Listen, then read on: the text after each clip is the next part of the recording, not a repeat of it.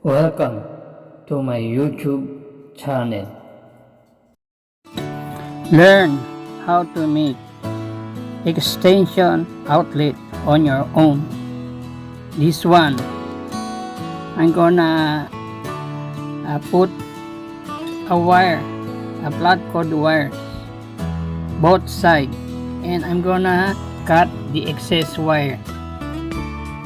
So you need to cut the excess wire, and then you twist it so that it will not be moved, and then you're gonna screw using Phillips screw. That one I screw both sides until it will be hard to remove, so that it will avoid the loose connection. The final screw at the center of the cover, the outlet cover. So after outlet cover screw, we gonna put the male plug and applying the flat cord wires. That was a standard wires, so you need to cut the excess wires so that it will not hard to insert in the hole, and screw it both sides until it will done completely.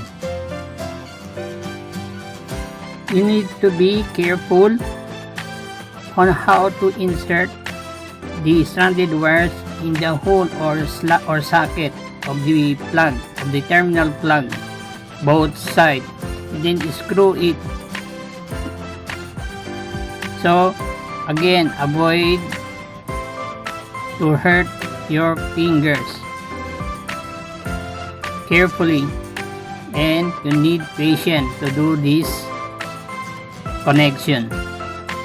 So that was a male plug connection, and the wires, you see, long wires and the connection. So that once we successfully wire and connect the outlet and plug. So we need to measure the voltage and the resistance measurement to avoid shorted. So we successfully I measured the 220 volts and no shorted, so it will success our project today. So you can use it without doubt. Please support my YouTube channel, and once again, I'm Nonoy Rivera. Thank you for watching.